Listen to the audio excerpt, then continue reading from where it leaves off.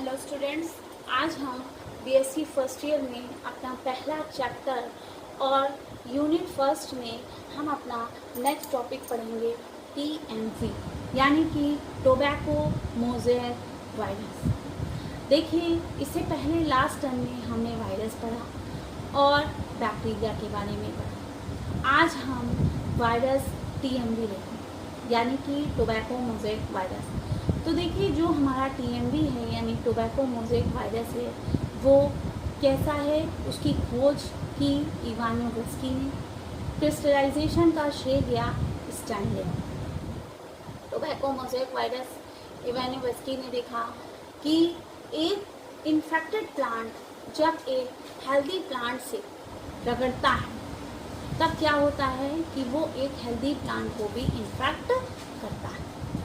आइए अब हम देखेंगे टोबैको मोज़ेक वायरस के स्ट्रक्चर को, क्या है उसकी संरचना। आइए देखते हैं। सबसे पहले आप ये देखिए, जो हमारा टीएमवी होता है यानी टोबैको मोज़ेक वायरस होता है, तो ये क्या है, ये वायरस कैसे होते हैं, जीवाणुओं से भी छोटे होते हैं और जिन्हें बैक्टीरियल फिल्टर द्वारा पृथक भी किया नहीं जा सकता। इसकी खोज इवानोव्स्की ने 1892 में की और इसका क्रिस्टलाइजेशन किया हमारे स्टैनले ने, जिसे इनका क्रिस्टलाइजेशन करने का श्रेय भी प्राप्त। अब हम देखेंगे इसकी संरचना। तो देखिए, जो हमारा टोबैको मोज़ेक वायरस होता है वो कैसा होता है, वो लंबा होता है, पतला होता है, बेलनाकार संरचना होती है और इसका जो आमाप होता है वो 3000 एंगस्ट्रॉम से 170 एंगस्ट्रॉम तक होता है।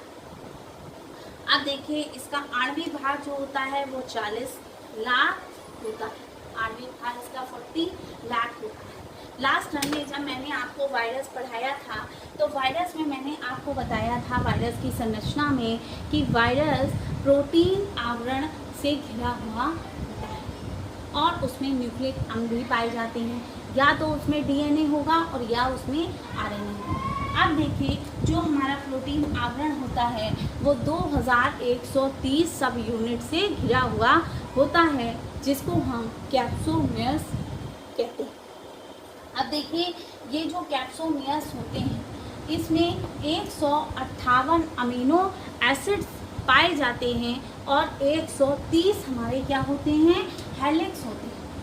अगर हम 130 हेलिक्स में से एक हेलिक्स लें तो देखिए, एक हेलिक्स में जो हमारा कैप्सोमियर उपस्थित होता है वो कितना होता है, 16.5 कैप्सोमियर्स हमारा इसमें उपस्थित होता है। आइए अब हम देखते हैं इसके सिम्टम ऑफ वायरल इन्फेक्शन को, कि इसका सिम्टम क्या होता है।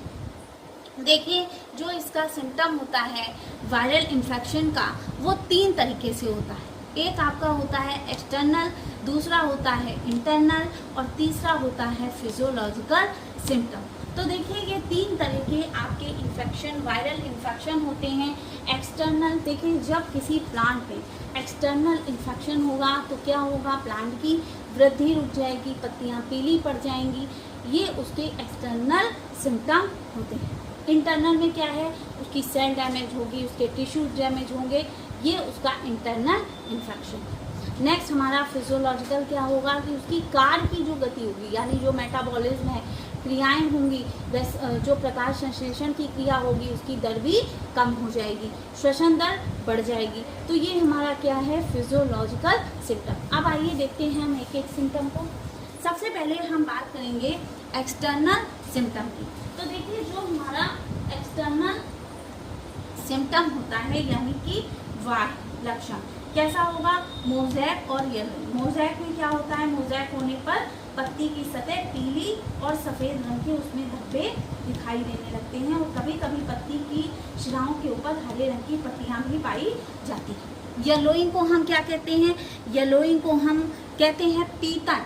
पीतन कहते हैं। पीतन मतलब क्या होता है कि जब पत्ती में पीले या सफ़ेद धब्बे ना होकर पूरी पत्ती ही पीली हो जाती है तो इन लक्षणों को हम कहते हैं पीतन। अब आइए हम देखते हैं स्टेम के बारे में। देखिए, जब हमारा पौधे का स्टेम यानी कि जो तना होगा, अगर विषाणु संक्रमण होगा तो कैसा होगा, उसके उसके जाइलम जो होंगे अधिक वृद्धि करेंगे और जिसके कारण क्या होगा कि तना अनेक स्थान पर हमारा फूल जाएगा। अब हम फ्रूट देखते हैं यानी फल।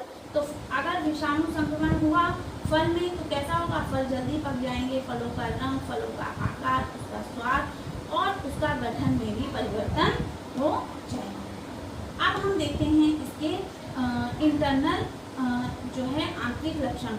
तो देखिए आंतरिक लक्षण में इंटरनल में क्या होता है कि विषाणु द्वारा संक्रमित होने पर पौधे के जो टिश्यू और कोशिकाएं होती हैं उनमें क्या होती असमानताएं उत्पन्न हो जाती हैं। नेक्स्ट अगर हम फिजियोलॉजिकल देखें तो उसमें क्या होगा कि प्रकाश संश्लेषण की दर भी कम हो जाएगी, पौधे की उपज नहीं होगी और श्वसन दर भी बढ़ जाएगी। तो ये था हमारा सिम्टम ऑफ वायरल इन्फेक्शन, यानी कि वायरल इन्फेक्शन कई प्रकार के होते हैं, एक्सटर्नल भी होते हैं, इंटरनल भी होते हैं और फिजियोलॉजिकल भी होते हैं। अब हम देखेंगे ट्रांसमिशन ऑफ प्लांट वायरस यानी संचरण कैसे होता है। तो देखिए जो संचरण होता है वो कई प्रकार से हमने आपको बताया, छिड़काव के द्वारा, घर्षण के द्वारा, रोपण के द्वारा, मिट्टी व बीजों के द्वारा, परागकणों के द्वारा, कीटों के द्वारा और कवकों के द्वारा। आइए अब हम एक एक संचरण को देखते हैं कि किसके द्वारा क्या होता है। देखिए सबसे पहले हमने आपको संचरण बताया कि छिड़काव के द्वारा, यानी जब पादप विषाणु का संचरण पत्तियों पर किए गए छिड़काव द्वारा भी होता है। घर्षण द्वारा यानी जब तेज हवा चलती है तो क्या होता है, पौधे आपस में टकराते हैं। अगर एक संक्रमित इन्फेक्टेड प्लांट है और वो एक हेल्दी प्लांट से टकराएगा तो क्या करेगा, उसको भी इन्फेक्ट कर देगा। रोपण द्वारा यानी जब रोपण की प्रक्रिया यानी कलम जो है वो की जाती है तो उसके संपर्क में आने पर भी पौधा कैसा होगा, हमारा इन्फेक्टेड हो जाएगा। मिट्टी व बीजों द्वारा यानी कभी कभी कैसा होता है कि जैसे फसल कट गई और फसल कटने के बाद जो पौधे का मलबा होता है वो मिट्टी में ही पड़ा हो जाता है, तो जब अगले वर्ष पौधा उसमें नई फसल उगेगी तो वो भी कैसी होगी, इन्फेक्टेड होगी। नेक्स्ट हमारा देखिए परागकणों के द्वारा। तो परागकणों की बात क्या कर रहा है कि यदि स्वस्थ पौधे के पुष्पों का परागण यानी पॉलिनेशन विषाणुओं द्वारा संक्रमित पौधे के परागकणों द्वारा होगा तो वो भी उसके बीज कैसे होंगे, उसके बीज भी हमारे जो है विषाणु युक्त होंगे। अब देखिए कीटों द्वारा क्या होगा कि अनेक प्रकार के कीट होते हैं, जैसे मक्खी है, आपका लीफ हॉपर है, प्लांट हॉपर है, एफिड है, तो विषाणुओं के वाहक होते हैं। ये भी क्या करते हैं, इसको संचरण करते हैं। नेक्स्ट आपका है कवकों द्वारा। इसमें क्या होगा, देखिए जैसे कुछ कवक होते हैं जिसमें से एक है आपका सिंक्राइटम एंडोबायोटिक्स कवक, आलू के विषाणुओं के वाहक। अब देखिए कृषि यंत्रों द्वारा, यानी कि क्या है, जब एक संक्रमित पौधे को किसी कृषि यंत्र के द्वारा उसकी कटाई करी जाती है और उसके बाद एक हेल्दी प्लांट की कटाई करेंगे तो क्या होगा, कृषि यंत्र के माध्यम से वो हमारा हेल्दी प्लांट भी इन्फेक्टेड हो जाएगा। तो ये सारे थे हमारे संचरण किसके, प्लांट वायरस के। अब हम देखते हैं रेप्लिकेशन ऑफ प्लांट वायरस यानी उसकी पुनरावृत्ति।